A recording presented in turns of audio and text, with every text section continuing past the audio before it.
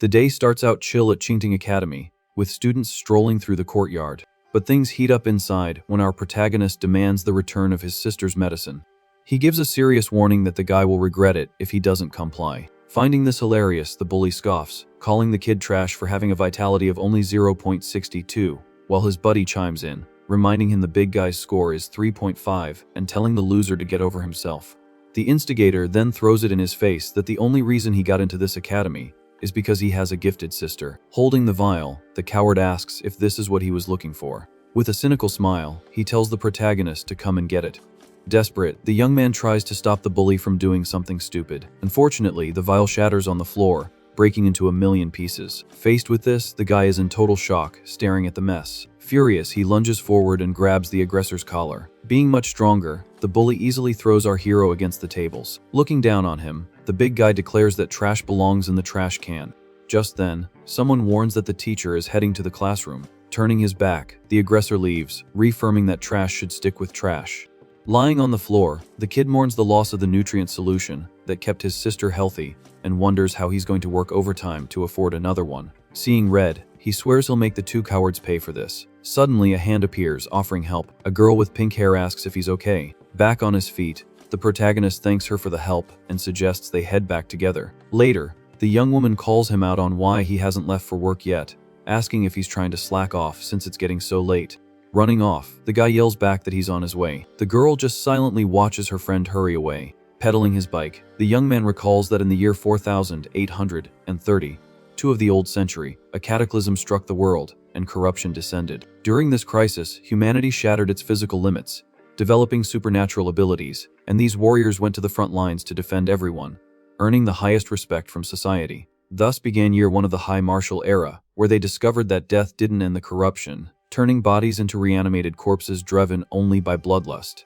Because of this, the only known way to deal with these monsters today is through specialized incineration. Arriving at his destination, the protagonist explains that his part-time job is at the crematorium, burning the bodies brought back from the front lines. He quickly swipes his card and enters the facility. Suiting up in his protective gear, he calculates that he needs to earn 200,000 before the end of the month to pay for his sister's nutrient pod subscription. Walking through the dark corridors, he reveals that his sister is different. As soon as she started her sophomore year, her vitality hit 10,000 thanks to an ultra-rare psychokinesis talent. The problem is, on their 17th birthday, the young woman fell into an inexplicable coma. Looking at the glowing pod, he laments that the girl has never woken up since.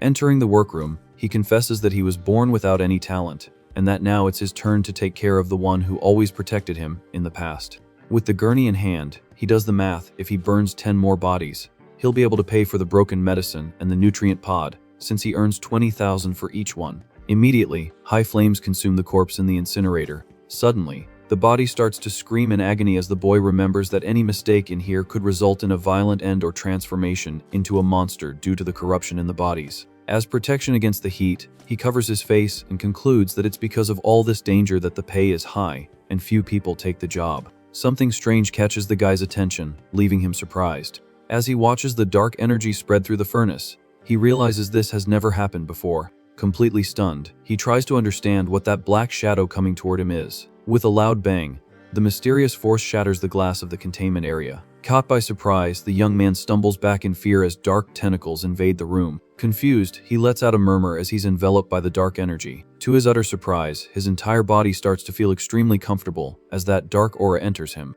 Images suddenly begin to flash in the protagonist's mind, showing the battle filled past of that corpse. In the vision, the dead soldier appears, assuring an officer that he would definitely join the army after graduation. The commander congratulates the recruit on his identification number for getting into the Special Operations Brigade, and the soldier salutes, promising not to disappoint the nation. During a ground training exercise, the sergeant yells that he needs to sweat more in training to bleed less in battle, forging vitality by breaking limits. Focused on his goal, the warrior trains his martial arts, throwing punches into the air. On the battlefield, the soldier attacks fiercely, warning that the defense line has fallen and screaming to kill the alien beasts. Tragically, a brutal blow hits the warrior mid-action, sending dark blood flying. Snapping back to reality, our protagonist's eyes are wide as a blue screen announces that the Soul Observation System is loading. Breaking out in a cold sweat, He wonders if he just saw the entire life story of a fallen warrior. Soon, the room calms down, and the aura is completely absorbed as the panel informs him that the soul devouring system has been successfully activated.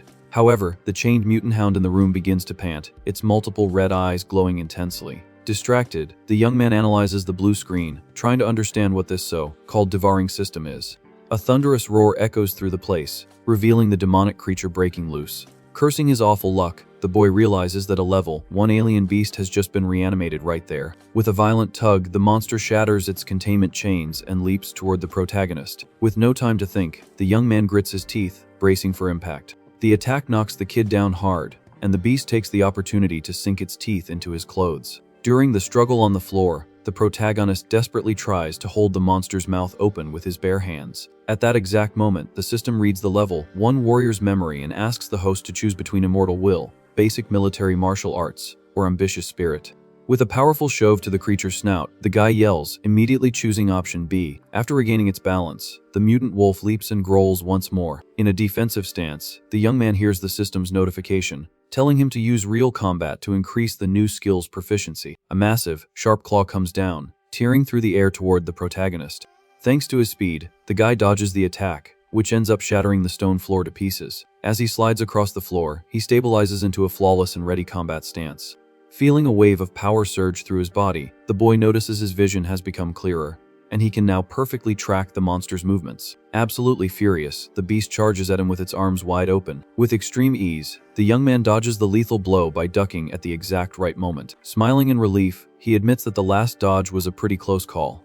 In the same stance as the fallen warrior, who appears as a shadow behind him, the protagonist is amazed to discover that his body reacted naturally to combat due to the military memory he just received. During the intense battle, the protagonist swiftly dodges the beast's attack, moving with impressive agility. Focused on the fight, he maintains total concentration on the enemy's movements. In a powerful leap, the boy launches himself into the air, getting completely above the mutant wolf. With a devastating blow, he strikes the creature with all his might, destroying the floor around them. Observing the fallen and defeated monster, the guy wonders in surprise when he became so strong. Admiring the glowing aura on his hands, he reads the panel announcing the increase in his stamina and the ability to perceive weak points. Wondering if this is the power of the system, and finding this miraculous encounter almost divine. Intrigued, he tries to understand why this situation happened so suddenly. The boy soon deduces that it might all be because of that small point of blue light from before, as the system announces it has detected a nearby corpse, and that soul devouring is available. With an excited smile, the young man decides that since the mutant hound's body is right there, he might as well try using the ability again. Before that, he collects the remains of the dead soldier and places them in an urn. With great respect, the protagonist thanks the warrior and wishes for him to rest in peace. As he walks toward the slain monster, he recalls that the phenomenon occurred precisely when he was incinerating the corpse, and that it should work this time as well. As soon as he touches the creature's fur, a violent energy explodes, startling him. A storm of shadows envelops the guy's body with overwhelming force. Consumed by this dark power, he grits his teeth, trying to withstand the intense pressure. Screaming, the young man feels the energy flow violently through his mind and body. Suddenly, chaotic images invade his head, showing the monster's bestial perspective. In the vision, the creature roars, desperate for food, wanting to devour humans at any cost. The massacre continues with the beast attacking soldiers and growling that it needs to eat more. After the torrent of memories, the boy drops to his knees, panting, and realizes he just saw the living creature's memories. Wiping the sweat from his face, he admits he didn't expect the frontier warriors to have to deal with so many monsters like this on a daily basis. Immediately, the system screen appears, confirming the soul reading of the level 1 beast and offering 3 cultivation choices: claw ability, devouring technique, or chaos consciousness. Analyzing the situation, the protagonist deduces that the points of light are the system's trigger, and that he just needs to touch a corpse to read its memories, wondering which option he should choose. Thinking about the devouring technique, he imagines the scene of eating people and quickly concludes that he couldn't handle that. Without hesitation, the guy touches the screen and chooses the claw ability, believing it's the best option for real combat. In that same instant, a sinister scarlet energy envelopes his right arm, completely transforming it. Observing the impressive mutation, he reads the notification that he can switch to the claw state during a fight. With a confident smile, the young man checks the stats for increased slash damage, finding the ability to turn his hands into deadly weapons incredible. However, a new notification alerts him that the soul devouring ability has entered a cooldown and will only be available in 12 hours, making the boy realize there's a usage limit. Faced with so many new developments, he sits on the floor of the room, focused on studying these abilities very carefully. Looking at the blue screen, the guy reads the option to either use or absorb the military martial arts and remembers that proficiency increases with use, trying to understand what this absorption means. With a hand on his chin, he wonders if this means he can absorb the same ability to stack it and become stronger. With no immediate answers, the boy decides he'll test it out when he gets a chance in the future. Paying closer attention to the interface, he notices that the soul devouring system itself also has levels. Leaning on the floor, the protagonist concludes that the system can be upgraded, but there are no instructions on how to do it. Standing up again, he decides to focus on what he can control now and worry about the upgrades later. Clenching his fist tightly, the young man feels that the martial arts were very useful in the fight, and that he should take this opportunity to increase their proficiency. Guided by the memory of the fallen soldier, he begins to practice the movements with total precision. Concentrated, the guy throws heavy punches, easily cutting through the air in the room. While performing a complex sequence of acrobatics and strikes, he realizes the movements become much harder toward the end, being practically impossible for a regular student to perform. Finishing the stance with a firm strike, he admits that he inherited a lot of the warrior's body, forging technique in that, despite the difficulty, it feels like he's practiced it countless times before. After the intense sequence, the young man lets out a long sigh, catching the breath he lost during training. With his back turned, he observes his own body, feeling the changes in the energy within him. Tired, he assesses that this military technique is much more taxing than the ones from school, leaving him exhausted after just one repetition. But on the bright side, his vitality flows better and is more concentrated. Totally motivated by his progress, the protagonist yells to do it all over again and gets back to his focused training. The next day, the boy ends up dozing off at his desk in the classroom until he's awakened by the teacher's irritated shouts. The master scolds the student, reminding him there are only 2 months left until the exam, and questions if, with his low vitality, he plans on hauling bricks at a construction site, while his classmates burst out laughing, mocking his weakness. Getting up from his chair, the protagonist quickly apologizes, admitting his mistake for sleeping in class. Shortly after, the bell rings, ending the period, and the teacher sighs in disappointment, wishing the young man would put more effort into his studies. Resting his face in his hand, the boy regrets getting so carried away with his training the night before that he didn't get any sleep. Upset with the result, he grumbles that the skills proficiency only went up to 11%, which in his view is way too slow. Lying on his desk, he concludes that real combat is much more effective for leveling up, and becomes curious about the absorb function, when a mocking voice asks if he still hasn't slept enough. The bully's goon approaches, suggesting that since the guy can't be a warrior, he should drop out of school and take his sister, who is in a vegetative state, to beg on the streets. Shooting a death glare at the instigator, the protagonist intimidates him, making the bully step back, confused by the different aura the loser is giving off today. Immediately, his pink-haired friend defends the boy, saying the coward crossed the line, but the aggressor tells the girl to mind her own business and get lost. Pulling the protagonist by the arm, she suggests they stay away from that idiot so they don't catch his stupidity. Glancing discreetly at her friend, the young woman blushes, noticing that he looks handsomer and has a much more defined physique than usual. Annoyed by their retreat, the bully shouts, calling the guy a cowardly piece of trash and claiming he only talks tough and runs away because he's afraid of getting beaten up. Upon hearing the taunt, our protagonist stops walking immediately, planting his foot on the ground. Turning his head to the side, he coolly suggests that since the aggressor wants a beating so badly, they should go straight to the martial arts room to settle this once and for all. The group of bullies bursts into laughter, remembering that their classmate's vitality is almost 3 points, and he scoffs, saying the trash just wants to get beat up to try and extort money later by faking an injury. With a threatening look, the young man accepts the duel, confirming it will be a no-holds-barred fight at the opponent's own risk, since he was the one who asked for it. The news spreads quickly through the hallways, and students rush excitedly to watch the fight in the training room. Positioned in the arena, the two face off in front of a large crowd of excited students. On the sidelines, spectators comment that the strength difference is too great and that the fight should be over in just one punch. Getting into a combat stance, the goon announces that he's going to teach the loser a lesson on behalf of his boss, using the trash to test out his new special training and take over the school. Calmly, the protagonist retorts that the guy is nothing but a trained puppy trying to show off for others. Completely enraged by the insult, the bully charges forward, throwing a straight punch at his opponent's face. Worried about her friend, the pink-haired girl screams his name in total despair. With absurd ease, the boy intercepts the attack, catching the aggressor's fist with just one hand. Staring the enemy down, the guy coolly informs him that he already said he'd make both him and his boss regret this. Shocked, The goon tries to understand how a failure with almost zero vitality has more physical strength than him. Without giving him time to react, our protagonist violently yanks the bully's arm, pulling him off balance. Following through with the motion, he lands a brutal knee strike directly to the enemy's stomach, knocking the wind out of his lungs. To finish it, the young man brings his elbow down with crushing force on the aggressor's back, slamming him into the arena floor and shattering the ground with the overwhelming impact. With the devastating impact, the aggressor's body is dragged across the gym floor, kicking up dust everywhere. Spitting blood, the coward realizes in desperation that he lost a tooth in the fall. Looking down from above, the protagonist coldly warns that if he dares to insult his sister again, the punishment won't just be a broken tooth. Turning his back on the loser, the boy calmly picks up his backpack and starts walking toward the exit. Lying on the floor, the goon lets out a confused murmur as he watches the guy leave so calmly. Blinded by rage, he pulls out a hidden dagger and lunges from behind, screaming for the trash to go to heck.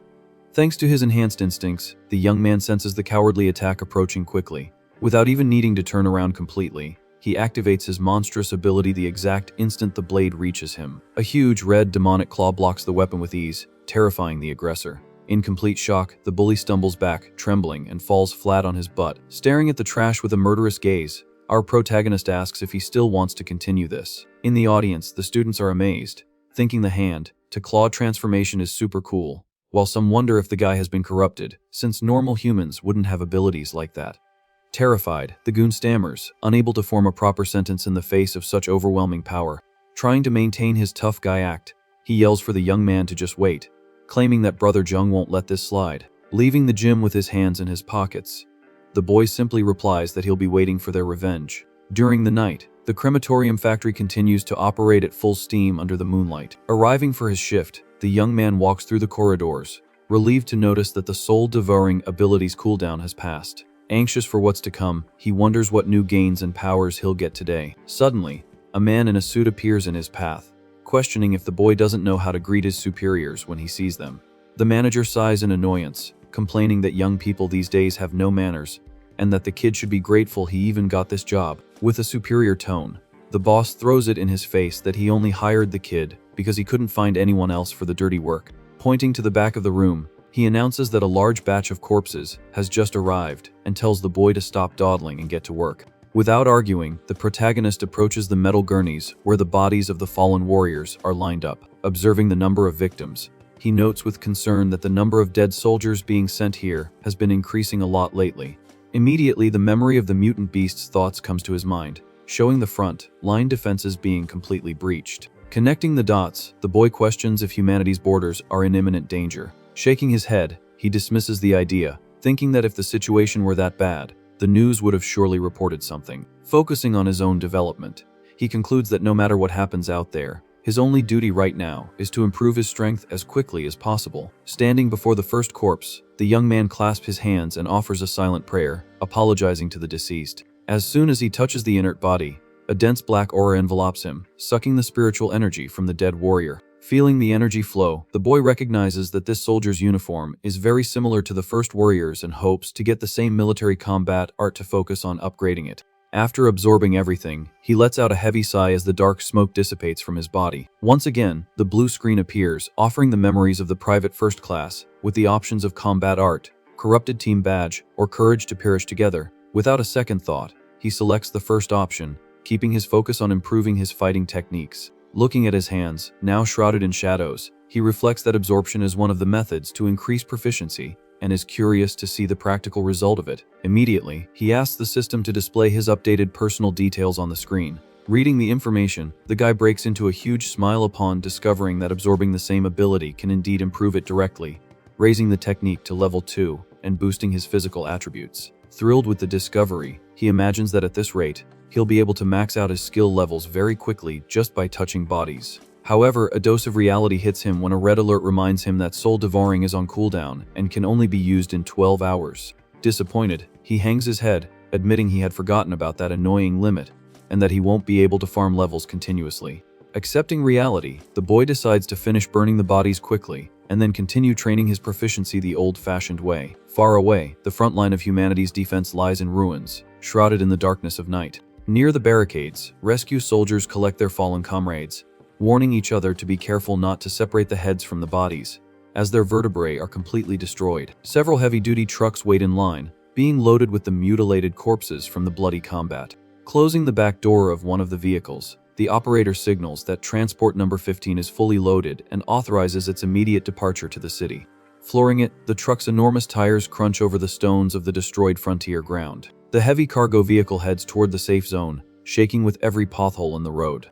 Hidden in the middle of the pile of bloodied corpses, a demonic beast opens its single red eye, observing the movement. With a face covered in scales and corruption, the monster smiles sinisterly, waiting for the right moment to strike. The next day, the mood at school is tense, with several students crowded in the hallway, watching a commotion.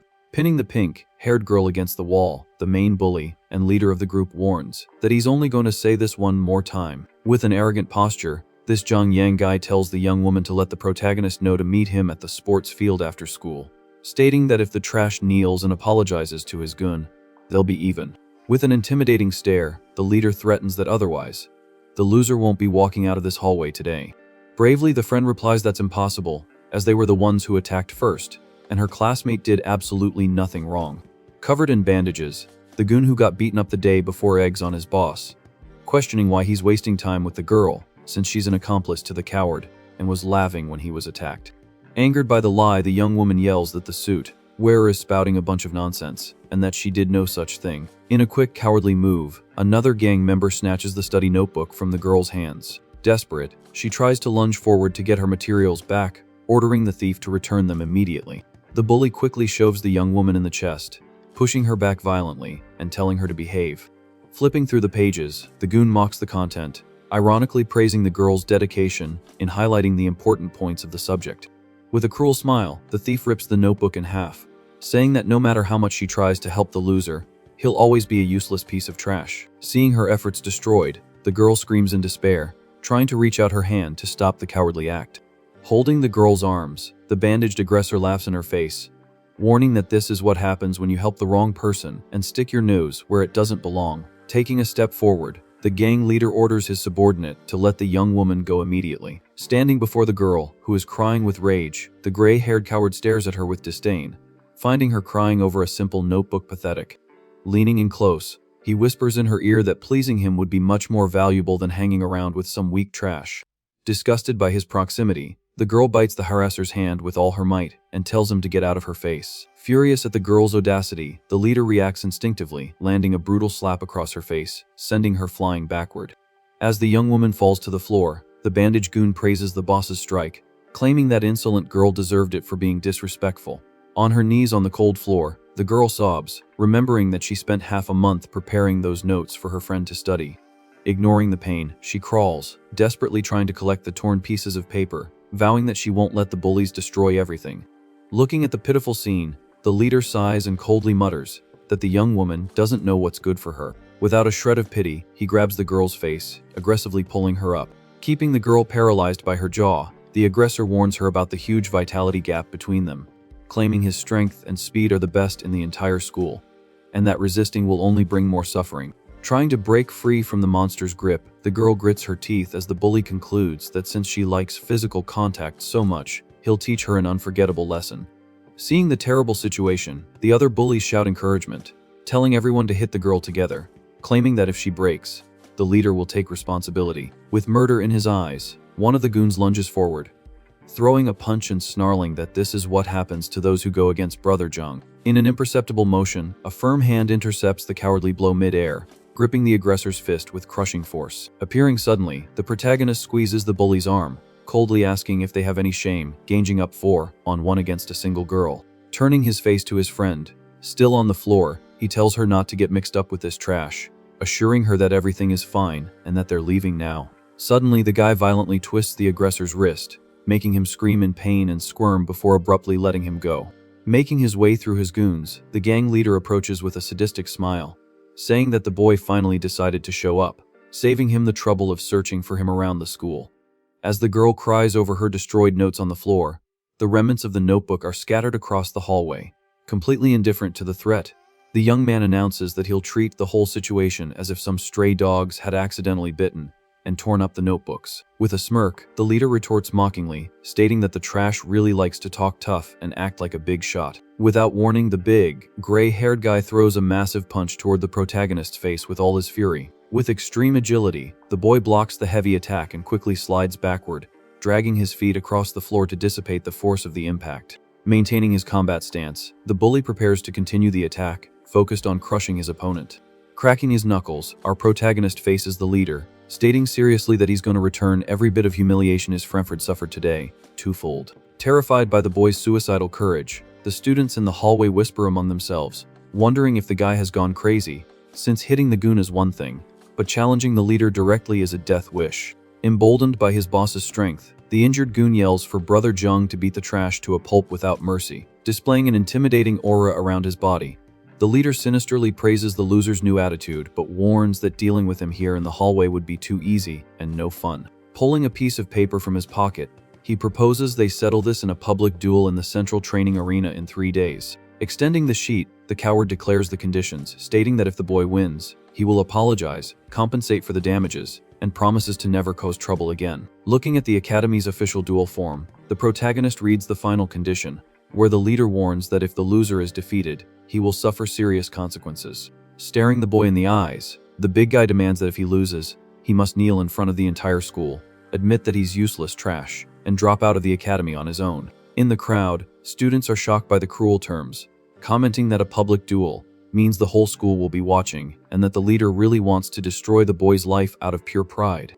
Grabbing her friend's arm, the girl cries desperately, begging him not to accept the fight, reminding him that his sister in a coma still needs him, and is waiting for him to take care of her. Desperate, the young woman argues that the vitality difference between them is too great, and that dropping out of school is no joke, pleading for the guy not to act on impulse. With a victorious smile, the bandage goon provokes him, saying that if the trash is scared, he can just kneel now and bang his head on the floor 3 times, begging for mercy. Ignoring all warnings, the protagonist snatches the paper from the leader's hand, agreeing to the duel but demanding a single condition of his own. Signing the document against the wall, the boy decrees that the entire combat must be recorded and live, streamed for the whole school to see. Using the pen, he places his signature, officially confirming the challenge. As he turns his back, the guy throws the signed form at the leader, coldly warning that he doesn't want to wait just 3 days, but rather wants everyone to see the result forever. Catching the paper in mid-air, the big guy laughs at the loser's audacity and confidence, not caring about the condition. Turning his back and walking away, the boy declares menacingly that the broadcast will show, once and for all, who really belongs in the trash.